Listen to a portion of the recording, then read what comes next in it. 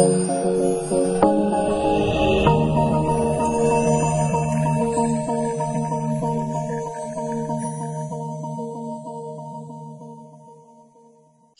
warahmatullahi wabarakatuh. Selamat pagi semuanya.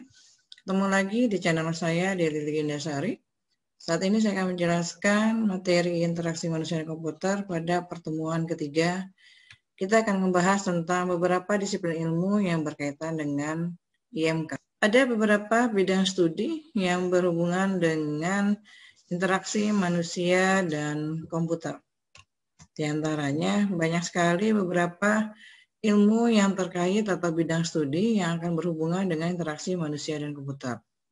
Tujuan utama disusunnya berbagai macam cara interaksi antara manusia dan komputer pastinya adalah untuk memberikan kemudahan-kemudahan bagi manusia dalam mengoperasikan komputer guna mendapatkan berbagai umpan balik informasi data yang dibutuhkan oleh manusia itu sendiri. Beberapa bidang ilmu yang berkaitan atau berhubungan dengan interaksi manusia dan komputer banyak sekali.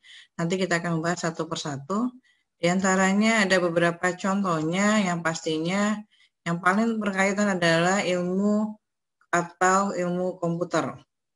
Tujuan utama disusunnya berbagai cara interaksi manusia dan komputer adalah pastinya untuk memberikan kemudahan-kemudahan bagi manusia di dalam mengoperasikan komputer dan mendapatkan berbagai umpan balik guna mendapatkan suatu informasi, data yang diperlukan untuk manusia itu sendiri.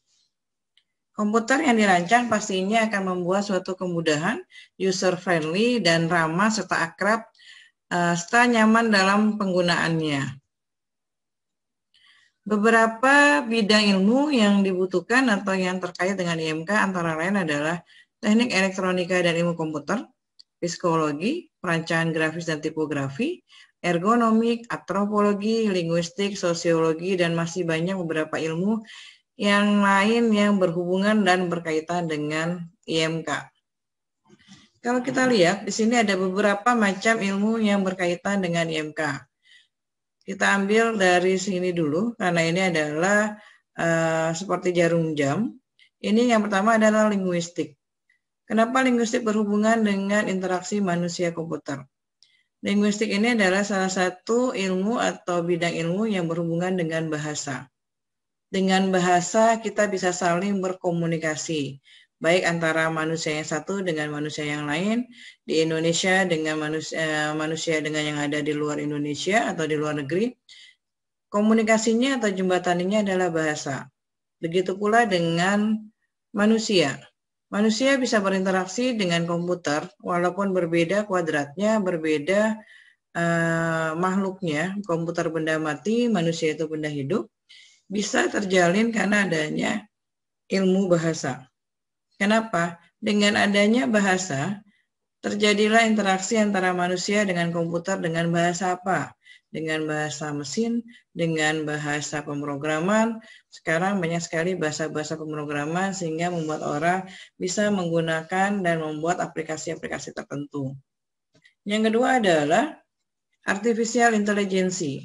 Maksudnya di sini adalah bidang ilmu yang merupakan salah satu kecerdasan buatan. Contohnya bisa lihat saat ini adalah banyak orang-orang yang menciptakan atau membuat robot untuk membantu manusia.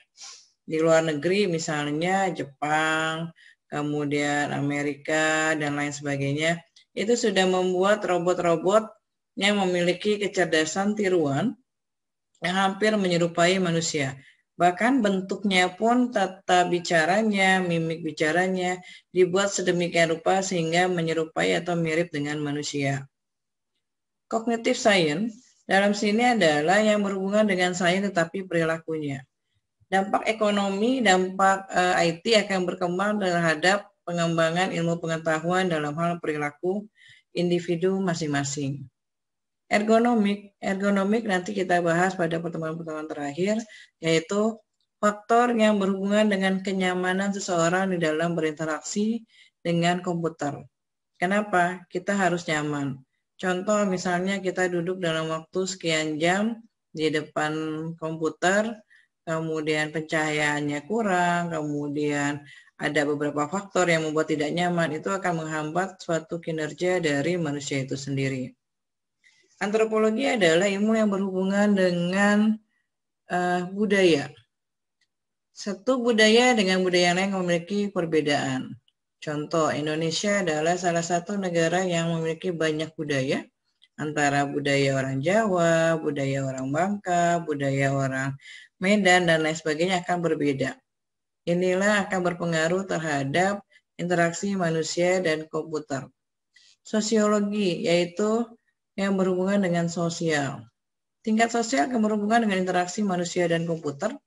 Kenapa? Karena pengaruh teknologi itu luar biasa saat ini dan memiliki dampak sosial yang luar biasa bagi kehidupan manusia.